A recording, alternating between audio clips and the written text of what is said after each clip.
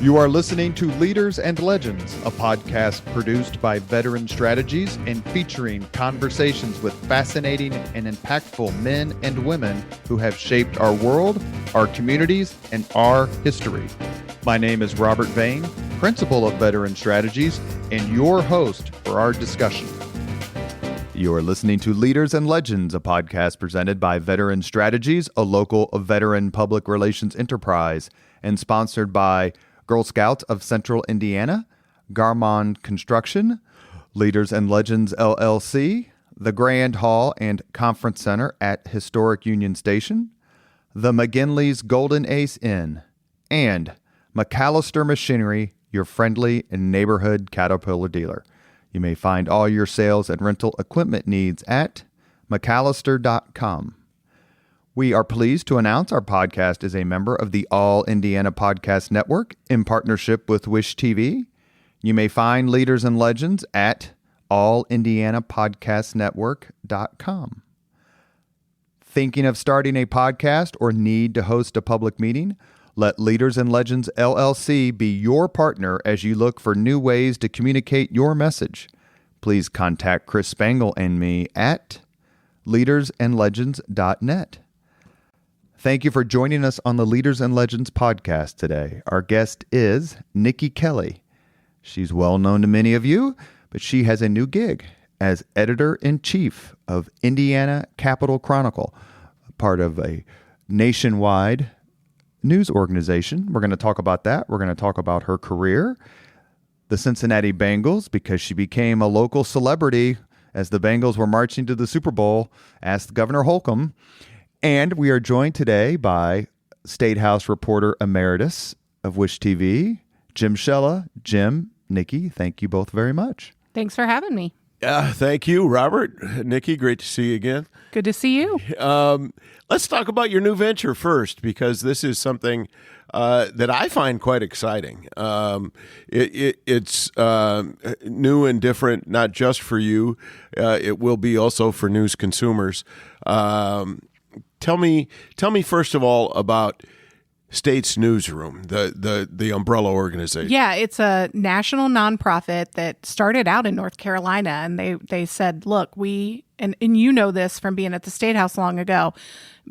Back in the day, every newspaper had their own reporter here, and we had large groups of people covering everything that happens in that building on all three branches of government. But as newspapers have struggled and just staffing has gone down for lots of media entities, we have fewer and fewer reporters covering the Capitol. So States Newsroom wanted to come up with a way to fill those gaps. So they've been expanding slowly into states. We will be the 28th state that they launch in here at the end of the month.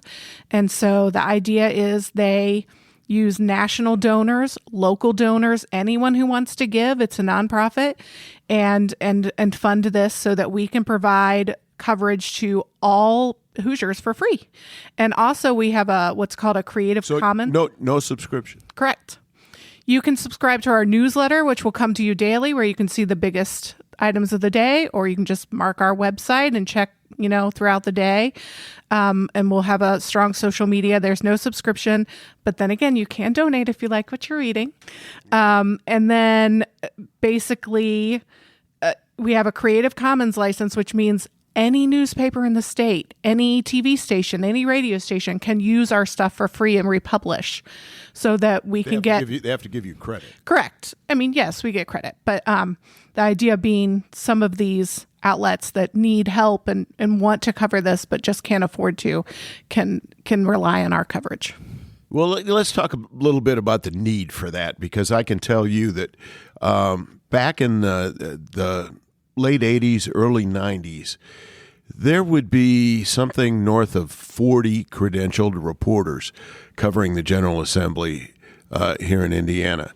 And I think the number of credentials may be high, but the number of reporters over there on a daily basis is single digits most days, correct? Most days, yeah. I mean, during session, it's a little different, but you got to remember our state government is doing things that impact your lives every day, not just during session. So that's one of the things is that we can obviously cover some state agencies, some overall policies a little better. Yeah, I mean, maybe 20 during session are covering it. And even, for instance, back when you were there, or, I remember Kevin Rader, obviously at WTHR, you guys were in that building every day covering the sessions. And even nowadays, it's more kind of parachuting in, doing the occasional flashy bill. It's not sort of sustained coverage. A different kind of coverage and less comprehensive.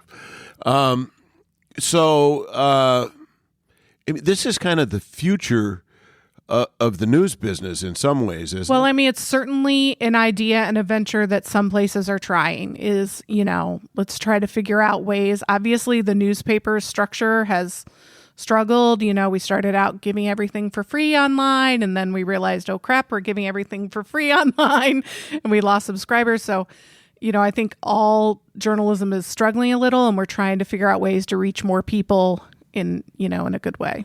And yet you're talking about giving it away for free online. I know, right? How is it? Supported by donors.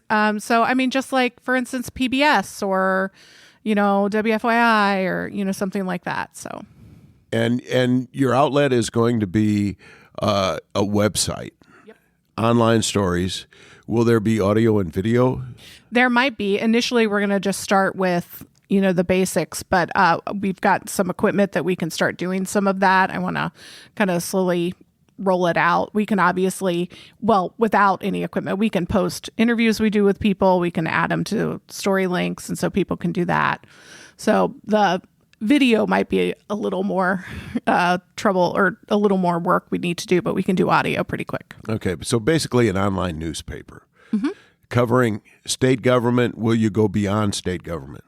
I mean, we'll focus on state government, state policies, for instance, on housing or the economy or things like that. I'm sure if there was some sort of big state news that was grabbing attention, we'd be on it, whether it was particularly government related or not. Okay. And one other thing to add is we are definitely going to provide commentary from all sides. So, I'm working with different columnists, including Robert Bain. I was told I didn't have to write about politics all the time. So No. I said, yes, I'll take it. So we're trying to, learn from other people. And obviously me, who worked at the Fort Wayne Journal-Gazette for 26 years, I'm trying to get some voices in there that aren't just in central Indiana.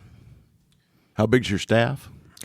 We have 3 reporters hired, and so it's 3 reporters and me, which frankly is the largest staff covering the State House.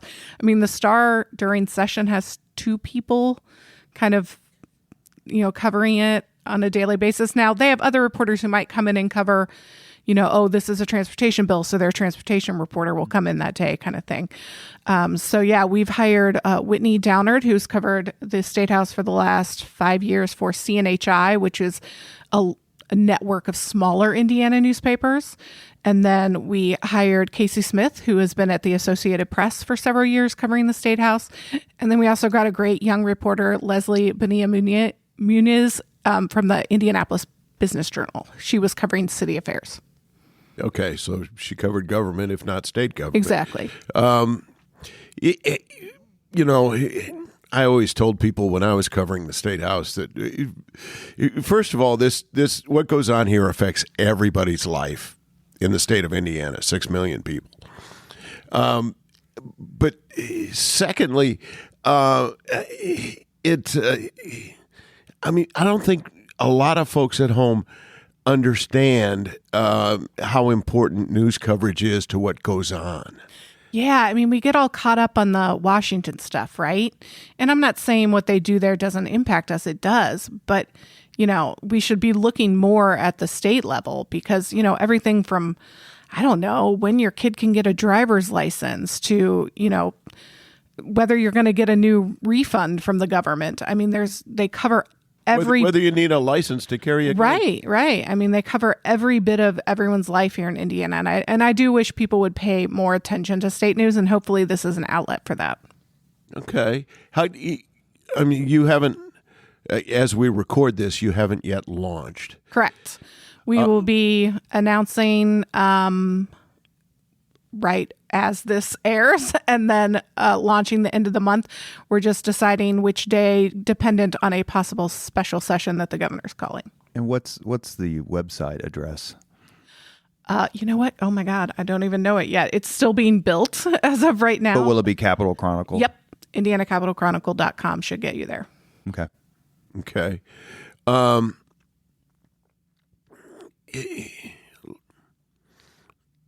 This whole idea,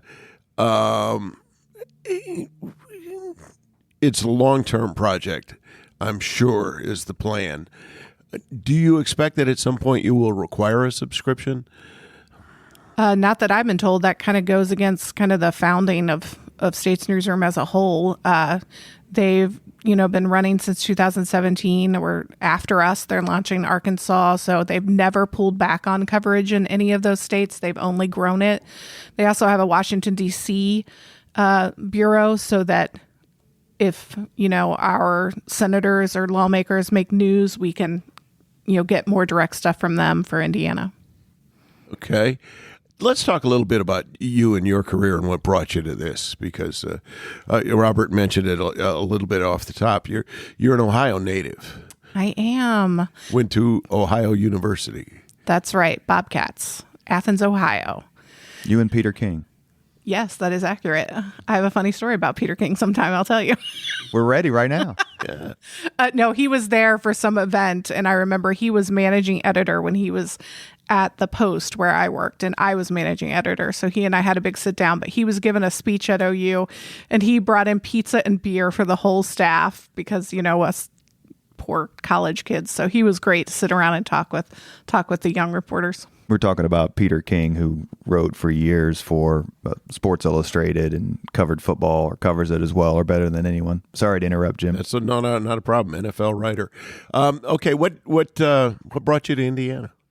When I was in my senior year in college, I came to a job fair here in Indiana. I was at Ball State, and a group of us came over, and I got like 4 interviews out of that. In the end, I didn't get an immediate job out of that, but I got one in Steubenville, Ohio at a small town paper called the Herald Star, and they were kind of also covered on the West Virginia Panhandle. And then the Journal Gazette in Fort Wayne at 3 months emailed me and said, "Hey, we got a position," and I felt bad and thought that was, I couldn't leave real quickly. And at 6 months, they tried again. And at 9 months, they tried again. And by that time, we were off a cops reporter into a bureau reporter. So I took it and moved here 9 months after I graduated.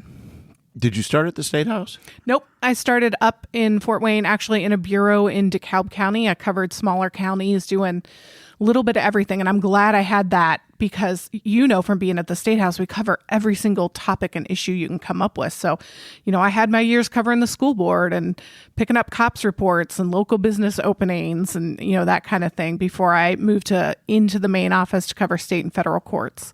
And then ultimately down here. And I mean, that required a life change, Yeah. right? I mean, you're working for a 4-way newspaper. You got to live in Indianapolis now. And I was excited about it. I used to joke that I had the best job ever because I was always 2 hours away from any editor, and now I guess it's even better because I'm hours and hours away from my, top bosses. Time zones away. Yeah, right. So I loved moving down here. I covered one session on a sort of part-time basis to see if I liked it, and then moved down here full-time. How many sessions have you covered? Oh, crap. It's like 23. I think it's 23, not counting special sessions. Was Jim Shella nice to you when you were a young cub reporter here at the State House, or did he big time you? I mean, he would tell funny jokes, and you could always hear his laugh down the hallway. That was the best part of being in the State House basement, was Jim's laugh. I've been told that before. I believe it. Life's about having fun. But she wouldn't necessarily. I mean, and if you can't laugh at politicians, that's what I say. I can get along with anyone who has a sense of humor. How you vote is immaterial. Do you have a sense of humor? Can you laugh? But and as a journalist, I say I get along with anyone who turns my call. Yeah. I don't care.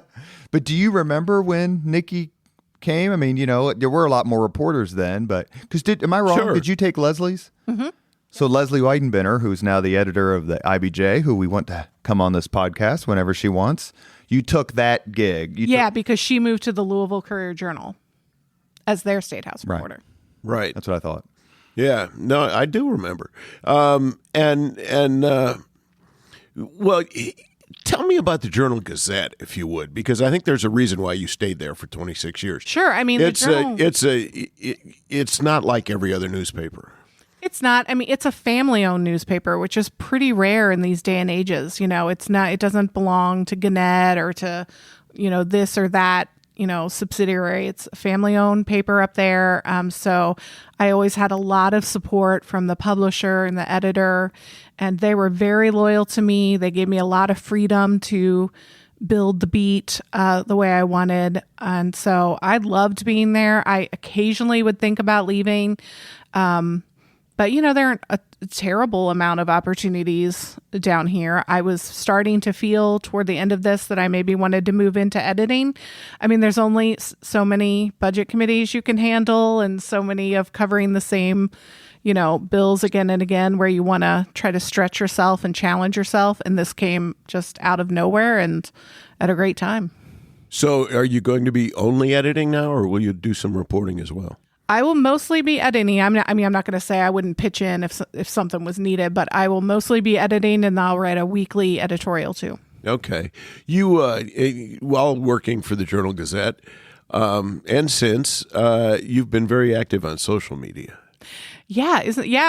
I went to some, investigative conference years and years ago where they talked about how great Twitter was, and I got on it thinking, I'm going to hate Twitter, because to me it was just, another thing as a reporter I had to do.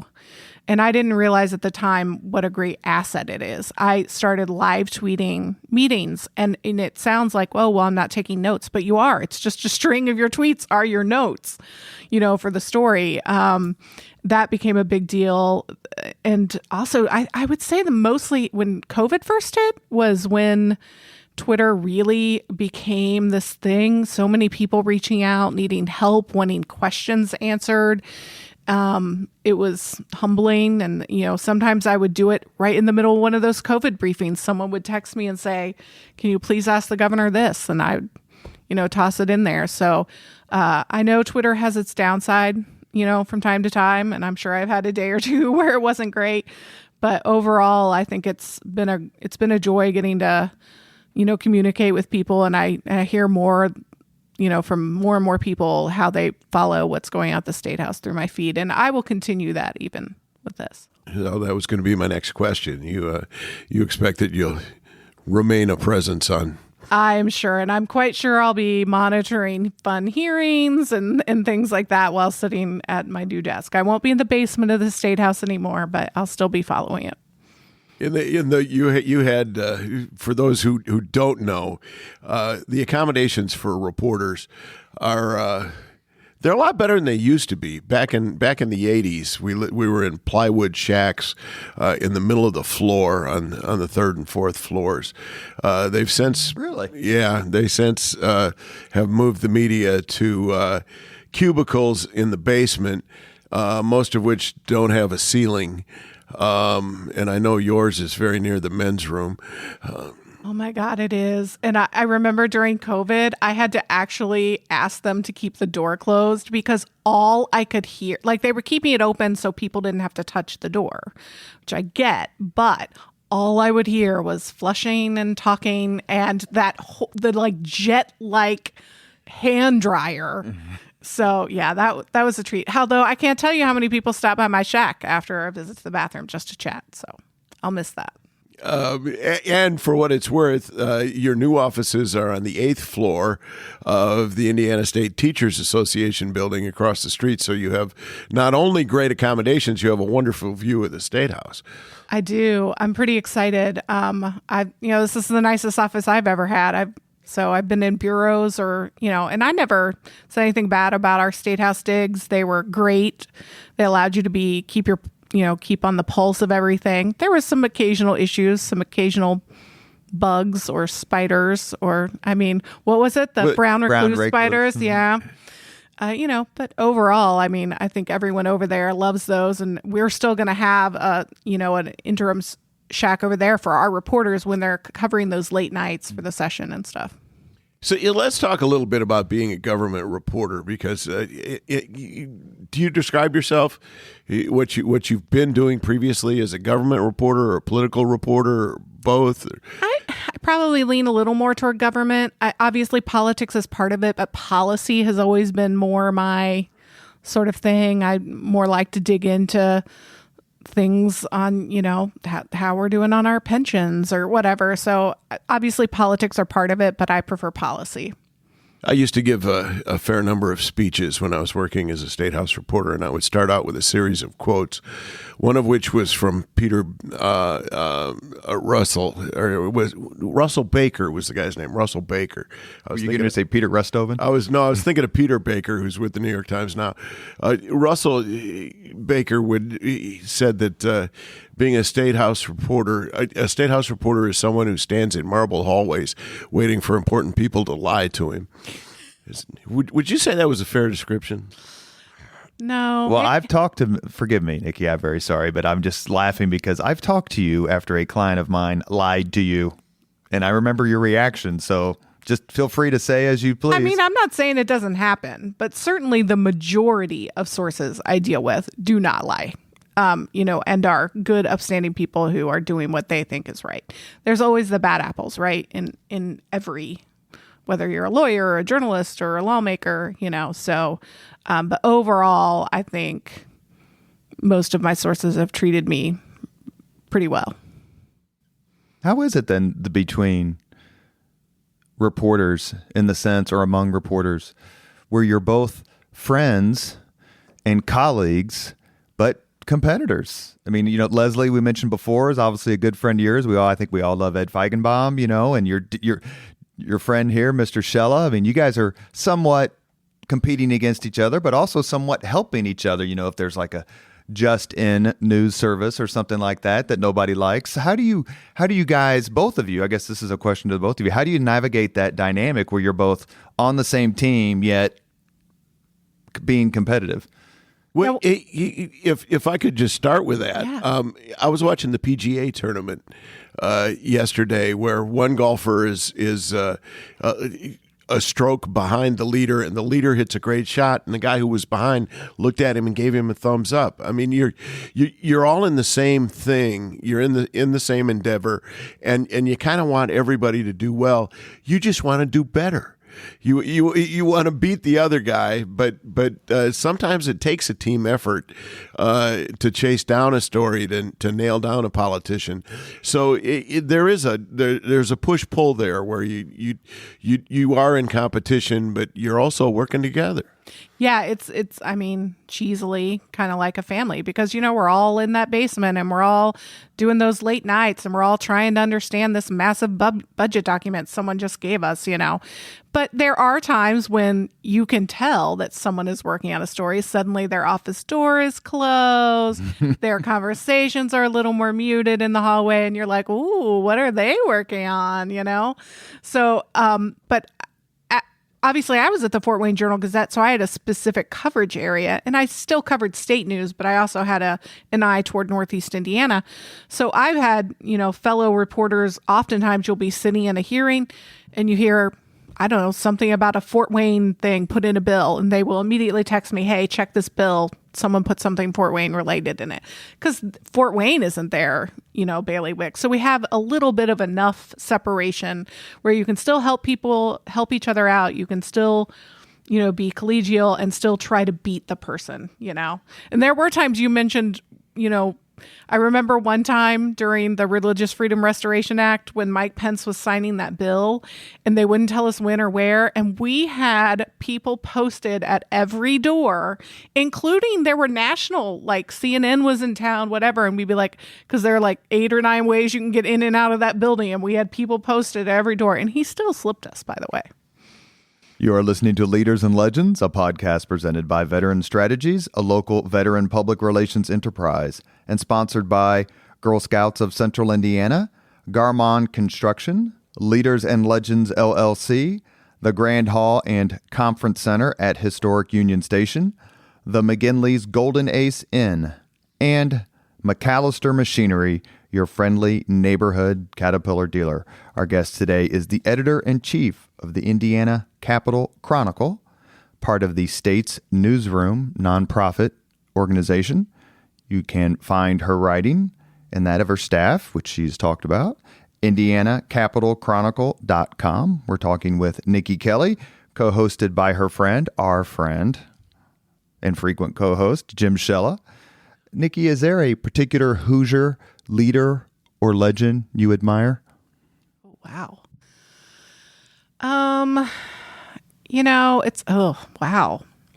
Admire. Looking back, once you cover a number of governors, I'm on number 5, I think. I do miss Mitch Daniels's time in the governor's office. It was always full of news. He was always available to answer questions, and he, was a person who knew all the details, and you didn't have to get back to you a lot. He was very accessible. That doesn't mean we always agreed. We certainly had some disagreements from time to time on stories, but I missed his time in the office. It was pretty cool to cover. Mitch Daniels would hold a Friday news conference, especially during the session, where he, as governors do, he would have some opening remarks, but they weren't always very lengthy. And then he would take questions and would essentially take all questions and sometimes be standing there for over an hour, 70 minutes on occasion. And there, as a reporter, you'd walk out of those sessions and say, I'm holding on to 4, 5, 6 stories here. Which ones do I have the time to tell in depth?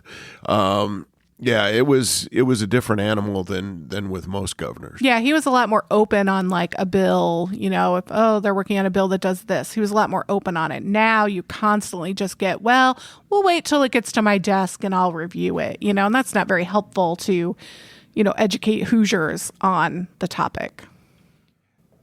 Was it because he was so active and came to office like, I'm going to shake up this state and we need to do it, and if we don't do it, we're going to fall further and further behind? So as a reporter, not a political point, but just as a reporter, it's like, look, we like to cover action.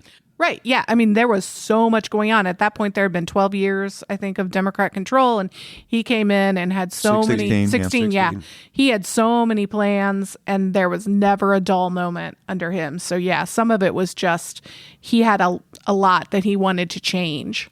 And for both of you, maybe, so much of what you write or put on TV requires access.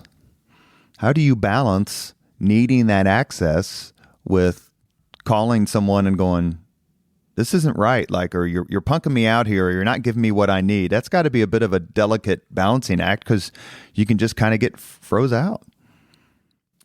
Well, I think it depends on who you're dealing with. I think the people who are good at it on the government side know that they're going to have contentious experiences with reporters and can deal with it.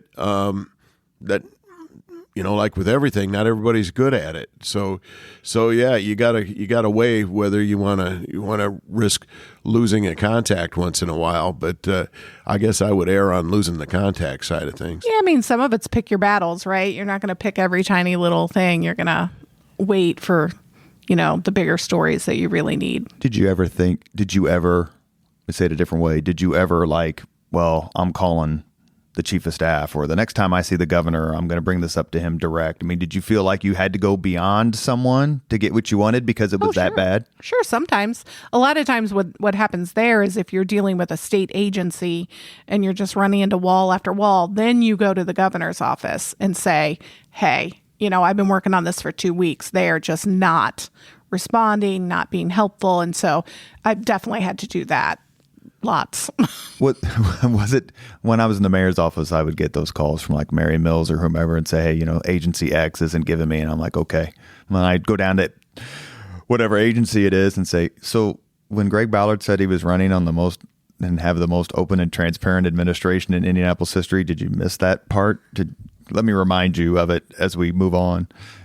But being from Fort Wayne, covering it from the Fort Wayne paper, did you feel in any way that you got slighted is not the word I want to use, but that there was a lot of attention from politicos and elected officials on Indianapolis media, and therefore if they were made happy, then everybody else was just kind of whatever? Yeah, I mean, that definitely happened from time to time. And especially, once my paper got a paywall and people stopped being able to read it, it just, everyone was always asking for a copy of this or that. Being a sort of outstate reporter, you kind of learn to have a thick skin. There are a number of times over the years I would break stories. It would get hardly any attention. 2 weeks later, the Star would do kind of a follow-up, and they would advance it. I'm not, but it would get all this big attention, and you're like, okay. So that does happen. Go ahead. I just want to talk about your TV career. Oh, thanks to you.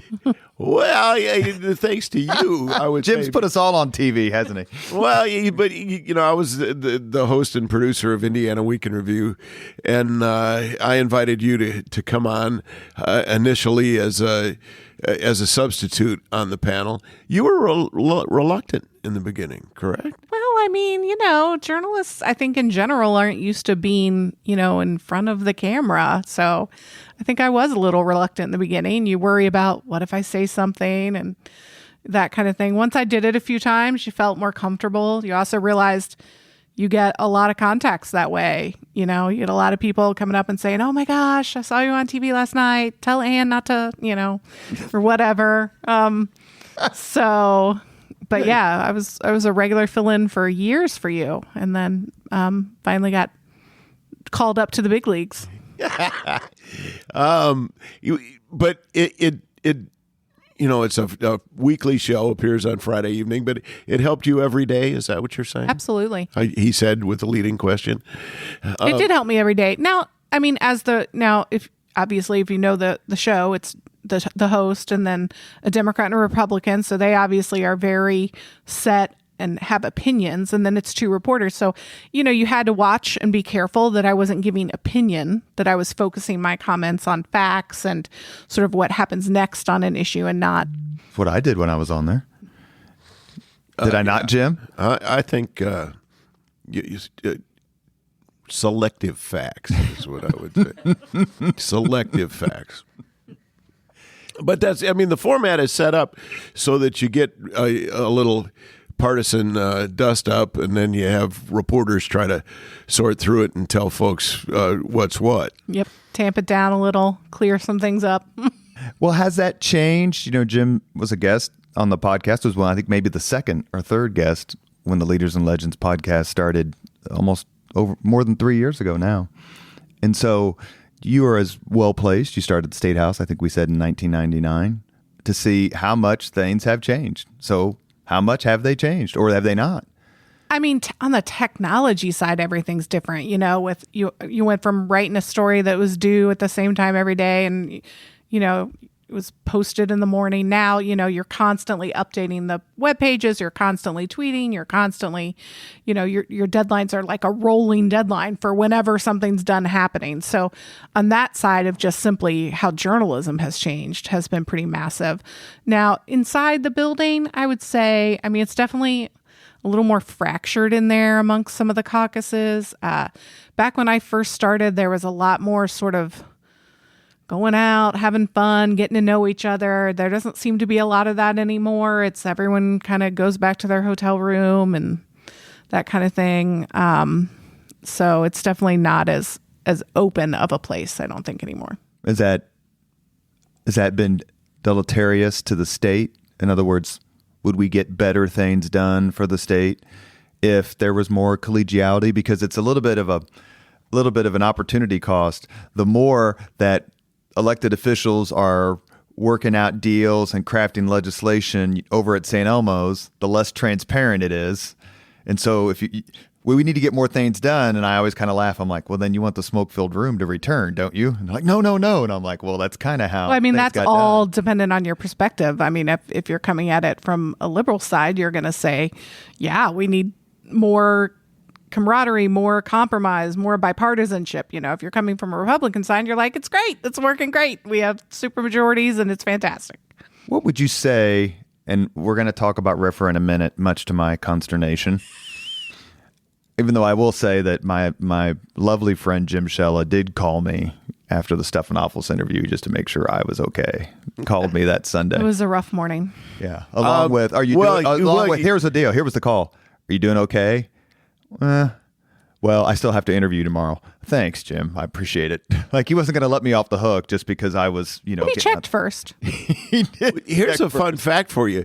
The remote studio where Mike Pence did the Stephanopoulos interview is in an office building here downtown. I was in that same chair in that same studio 2 hours previous. I was live on MSNBC. Nobody remembered that I was on TV that day. Shocking.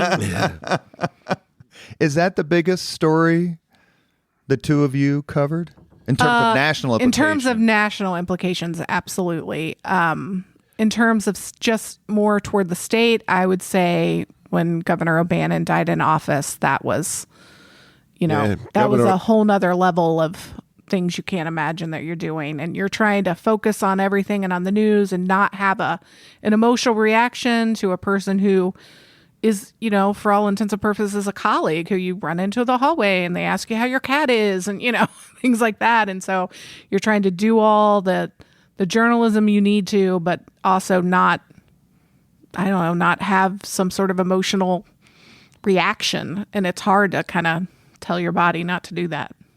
Yeah, I mean, I was in New Orleans when Dan Quayle was picked to be George Bush's running mate. That would be September, probably of '88. Yeah, I hate to rank stories on what was most important, what wasn't. It's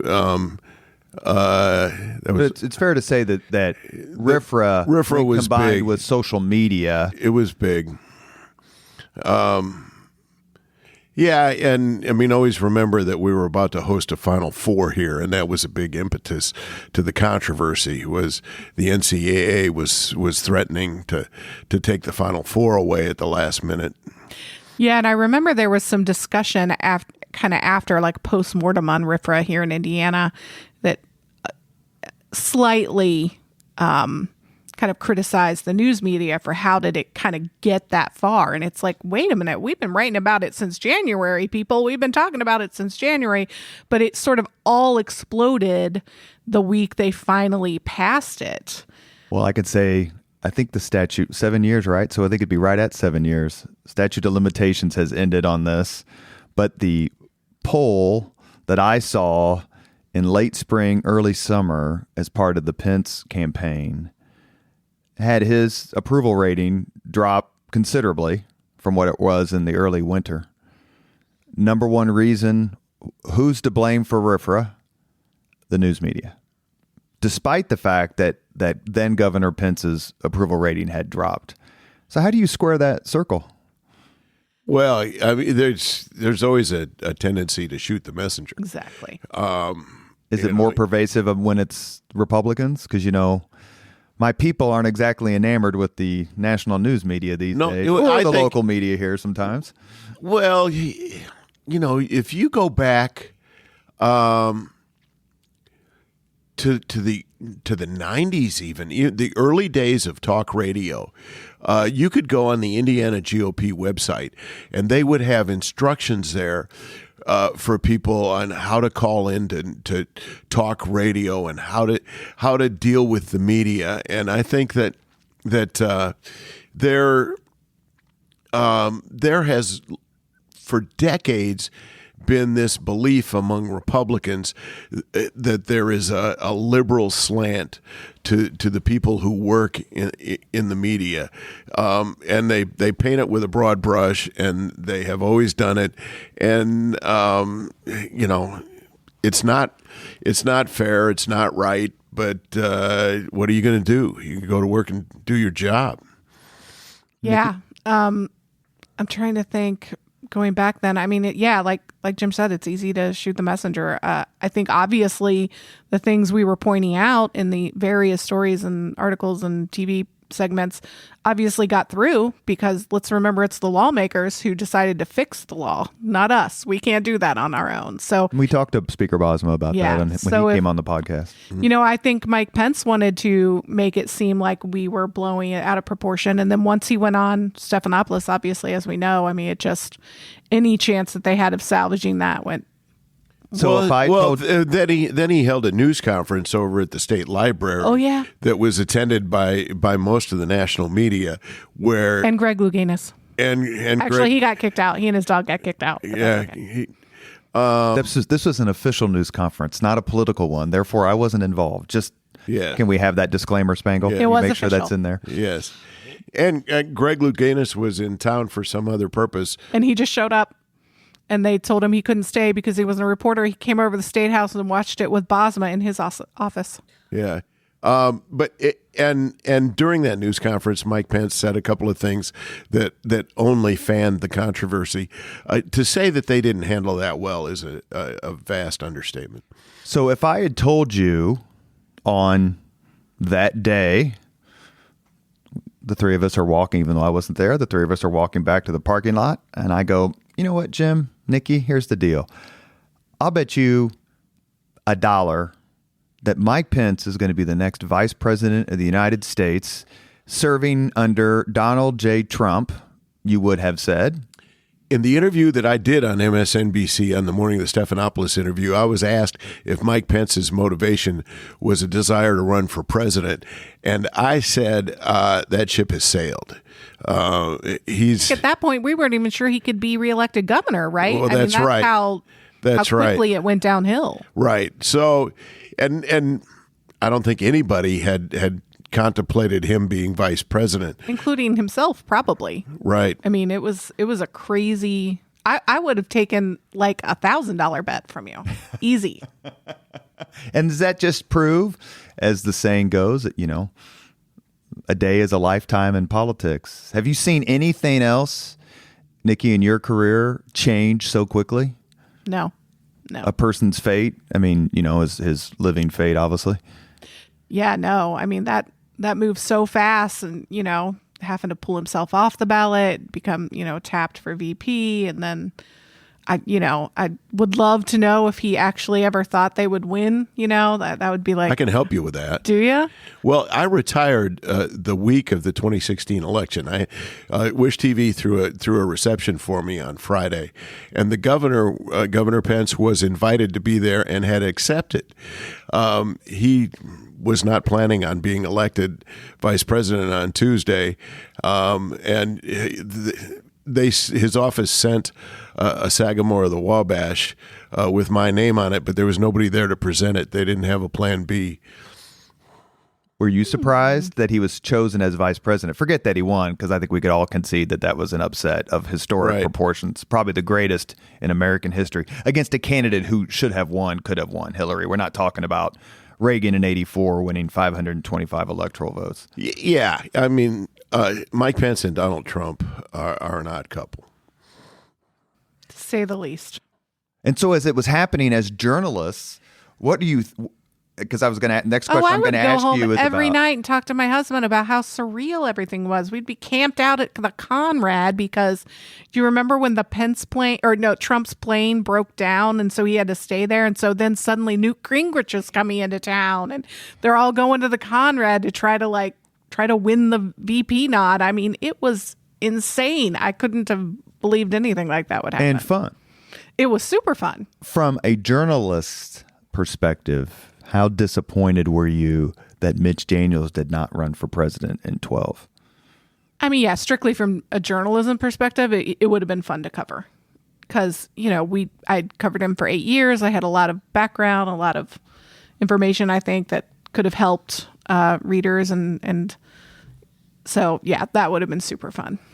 Well, my perspective on that's a little different. I broke the story that he was going to Purdue, so while everybody else is spending lots of time trying to figure out how and when they can do the story that he's going to run for president. I actually, with some help, found my way to the story that was his next move. So that was a good day for me.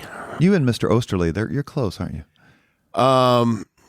Well, we know each other. I'm not giving him up. We're not accusing you, Bill. That's all we're saying. And of course, the Indianapolis Star broke the he's not running for president story. Because it was walked to the newsroom. Exactly. By a couple of his people on Saturday night. I still remember being a little bitter that there was a discussion about how there was some sort of national story that came out, like how the Star got this scoop, and it said, well, they asked for it. And I was like, oh my God, you don't think every single one of us asked for that scoop? Give me a break. But you people are the only ones who had, could take them out to a steak dinner and come up with a deal. I had to go on Channel 6 that day wearing my green My Man Mitch shirt. So yeah, I remember it was a Sunday. You guys talked a little bit earlier about the dearth of State House reporters. Do you have a theory as to why? Is it straight up economics? Or what do you think is driving this? Because, even in the time I left the mayor's office in 2010, we're recording this on June of 2022. I think there are maybe 3 or 4 Indianapolis reporters who were still around when I was there. That was just 11 years ago. What's driving this change, which is obvious and has created the need for the States Newsroom approach? Yeah, I think most of it is economic. There's probably, a little bit. We hate to talk about clicks, right? But when you look at the metrics, you can't get past the fact that what people say they want and what they click on are different things. And so, they'll say, why don't we have good news? Why are we always covering crime? And yet you do a good story next to a crime story, and which one gets opened 1,000 more times, So, but in the end, that's economic too, right? The internet has changed everything, and media outlets, whether they're newspapers or TV stations or radio stations, we're all slow to adapt to the change. And I've seen statistics on this, and I can't quote them at the moment, but a lot of the advertising has gone to websites and Facebook, and what was an ad in a newspaper or on a TV station is now appearing someplace else, and so salaries have gone down, staff sizes have gone down. It's economics are the biggest factor. But there are other factors. I think that people don't realize the importance of government news from the state and local level. And back to the clicks, the folks running newsrooms aren't willing to send somebody out on a story, no matter how important, if the viewers don't watch it, if they don't click on it. And so that changes the focus of coverage. Did you ever want to cover something else, like go back to crime or sports or something else, or become an opinion writer? I do love sports, but no, I love covering courts. So I used to love that up in Fort Wayne, and I still loved covering the Indiana Supreme Court, and I like digging into an opinion and making people understand it. That's sort of, I think, the other one that I really enjoy. Yeah, and not me. Once I became a state house and political reporter, I can tell you that I was not going to go to something else. And I guess this is a question I wanted to ask you, Niki, because it's my contention.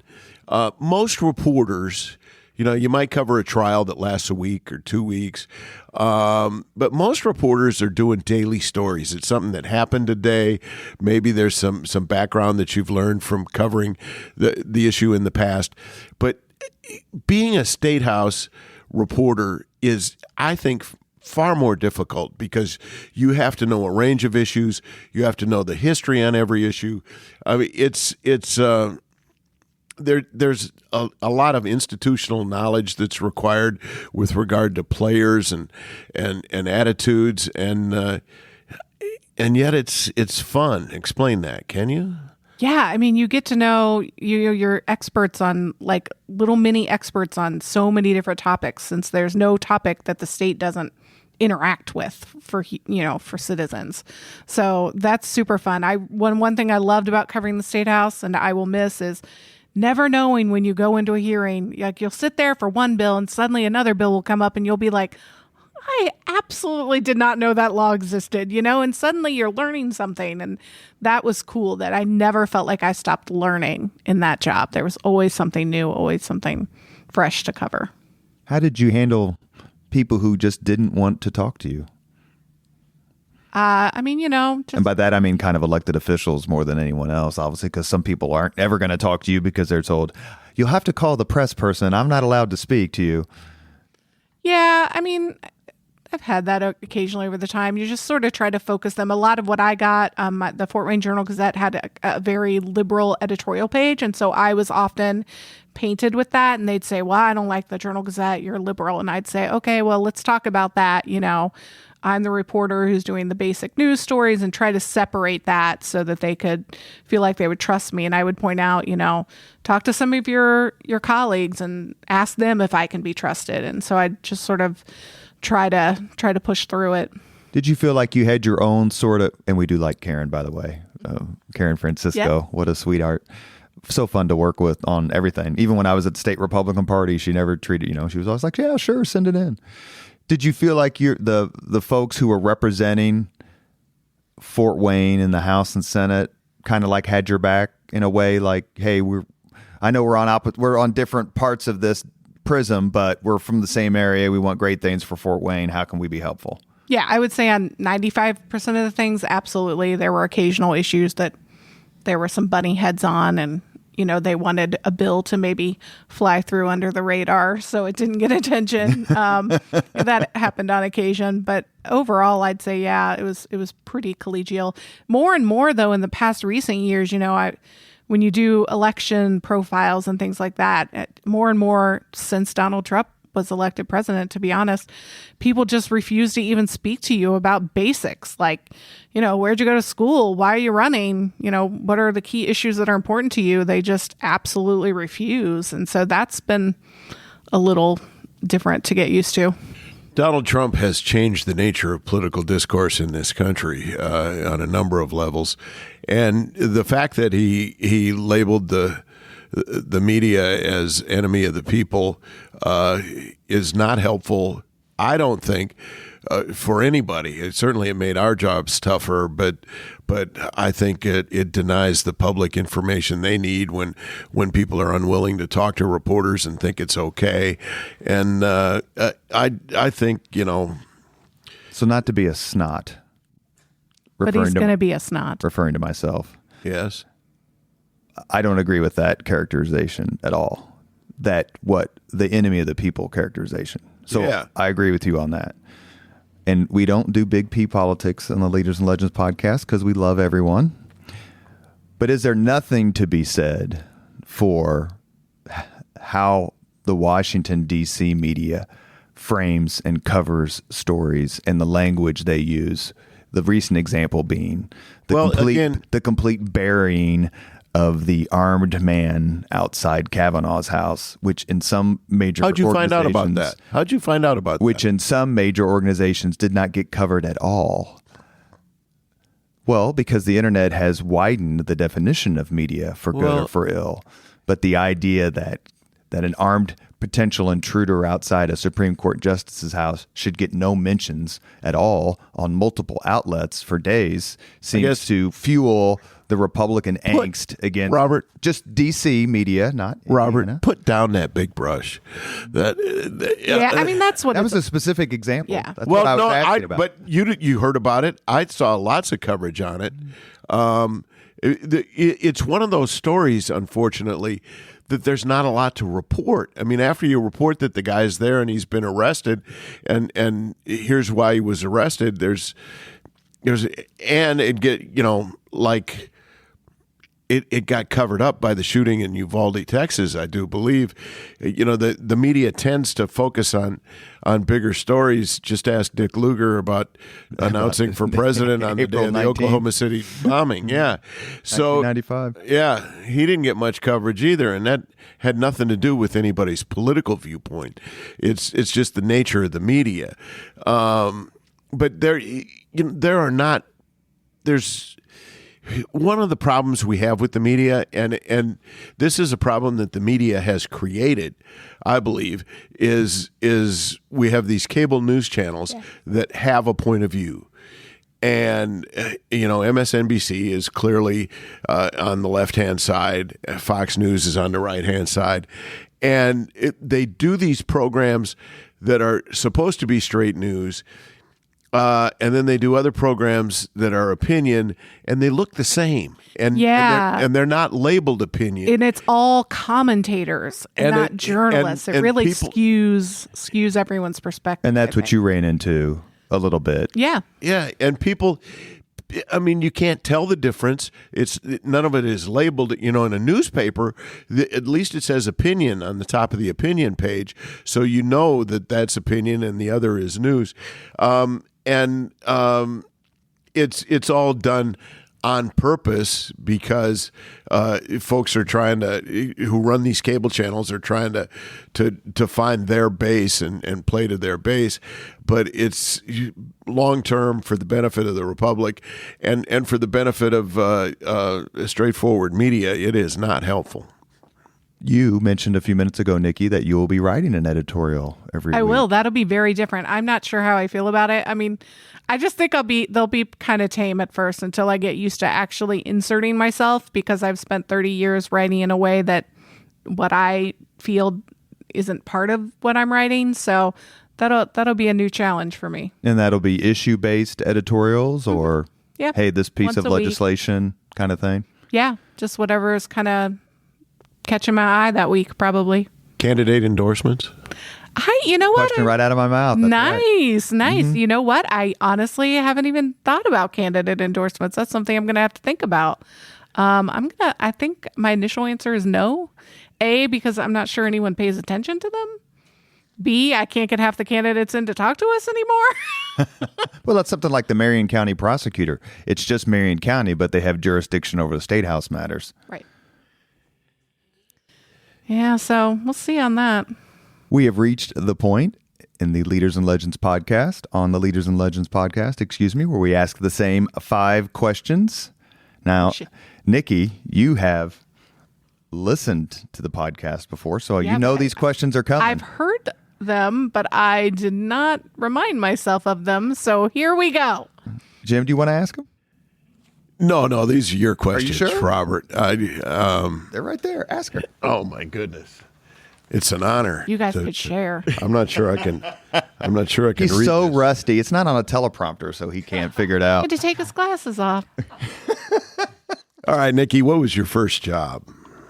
Oh, okay. So, first job, so I worked for my dad. That probably doesn't count, right? Oh, it does. Okay, so my dad was a Snap-on tool dealer, and I cleaned his truck and did his broken tools and stuff every week. And you hung the calendar?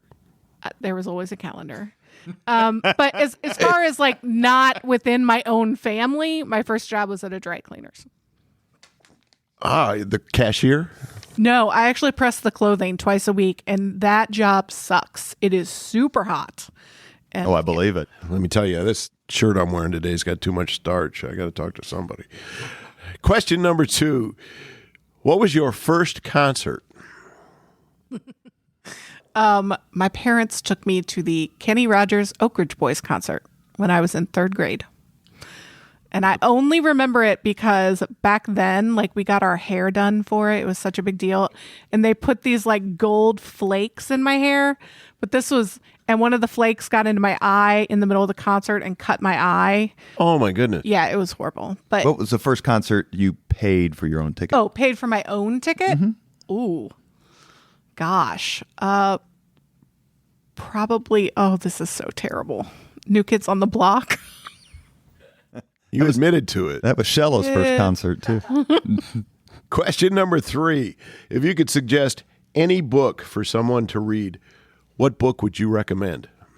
Oh, wow. My book club is going to be very interested in this. Where's Kate Shepard when you need her? I know, right? So I actually just did finish a book, and it was really great. So I'll throw this one out there. I read Bad Blood, which is the story of the Elizabeth Holmes Theranos scandal, and it's done by a Wall Street Journal journalist called Carrie Rue, and it is excellent. I mean, talk about some amazing journalism, that then blossomed into a full form book. But so that was a really great book. Question number 4. If you could witness any event in history, be there in person as it happens, which event would you choose? That's a hard one because a lot of great events in history aren't very fun, right? They're like depressing, and I don't know that I want to see some of those. So I'm going to go with one. I'm going to go with the moon landing. I would like to feel what that felt like as a citizenry back then when everyone was all in together on something, because I don't And feel everything like else was falling apart. maybe, but for that moment they were all in on that thing. They focused on that and everyone was supportive of it. I think that would be kind of cool. And obviously I'm not a conspiracy theorist who doesn't think that happened. Final question. If you could have dinner with anyone living today, 2 hours off the record, just to chat, whom would you choose? Okay, with the caveat, like off the record, but they actually have to answer the questions, right? Correct. I would say Mike Pence, because I have a lot of questions about kind of what he really felt about being vice president, what he really felt about going through RFRA and the weirdness between running for governor and then unexpectedly getting tapped as VP. I think that would be an interesting conversation if he answered them, which he sometimes does not do. And my former boss, Mike Pence, is the only living Indiana governor or lieutenant governor who has not been on the Leaders and Legends podcast. Oh my goodness, he's right. I believe he lives in Carmel. You should be able to find it. I thought. I'll reach out to him when his book comes. Cross my fingers. I'm sure I won't be a high priority, but I mean, it would complete the list. We did not have one final question, which we have to ask. And Niki became a sports celebrity as the Cincinnati Bengals marched to the Super Bowl. So, A, what did you think about that sort of extra attention you got in a fun way? And B, what are they going to do this year, this NFL season? Wow, that was so exciting. Honestly, I've been a Bengal fan. My parents have had they had season tickets growing up, so I went, every Sunday, and my dad went to the 2 previous Super Bowls. He thought about going to this one. I told him no because we lost the 2 previous ones, and I thought he was a bad luck charm, but as it didn't work out. No, it was super fun. It was a lot of fun on Twitter. People really caught on to the fact that I was a Bengal fan. Everywhere I went, people would congratulate me, and at first I would be like, what? And I'm like, oh, the Bengals. Yeah, I got it. So I'm super excited about this season. I really hope Indiana native Jesse Bates signs his franchise tender tag so that he can get on the field. That's a little unclear right now, and he's the anchor of our defense. So, were your parents at the famous coldest game in history, minus 57 against the Chargers when they beat the Chargers? Yes, my dad tells a story that he would always bring Jack Daniels in with his pop. And he tells the story that he put it in the thing and he went like that and it was just frozen. Just all together. I believe it. Yeah. Final question. Did our friend and your friend, did you guys become closer? You and Mr. Cam Savage. Did you text? Did you tweet at each other? Did you share each other's pain? Absolutely. There were definitely a lot of texts. By the way, during that run, the playoffs, I'm telling you, the minute every game was over, I could not get off my phone for 2 hours because it was just bombarding with texts, DMs, tweets. It was super fun. Not as much fun when they lost, but it was still exciting because we didn't, no one could have thought that starting the year. So, and now you're going to kind of expect it with the talent they have. Yeah, that's right. Joe Burrow, born in Athens, Ohio, by the way, and his dad was a coach at my alma mater. Oh, my goodness. They just get rid of those helmets. Hey, don't mess with the helmet. I have earrings for that. You have been listening to Leaders and Legends, a podcast presented by Veteran Strategies, a local veteran public relations enterprise, and sponsored by Girl Scouts of Central Indiana, Garmon Construction, Leaders and Legends LLC, the Grand Hall and Conference Center at Historic Union Station, the McGinley's Golden Ace Inn, and McAllister Machinery, your friendly neighborhood Caterpillar dealer. Our guest has been Niki Kelly. She is the editor-in-chief of the Indiana Capital Chronicle, which you may find at indianacapitalchronicle.com. And that is part of the States Newsroom organization. And our co-host has been the lovely and talented Jim Shella. Thanks, Jim. I love doing these podcasts with you. You make them so much more fun. Niki, thank you for your time and best of luck on your new endeavor. Thanks for having me, and definitely sign up for the newsletter and try to support us. Thanks, Robert. Great fun. Thank you very much for listening to Leaders and Legends, brought to you by Veteran Strategies Incorporated. If you want to contact us about this program or our menu of public relations services, please send us an email at robert@veteranstrategies.com. That's robert@veteranstrategies.com.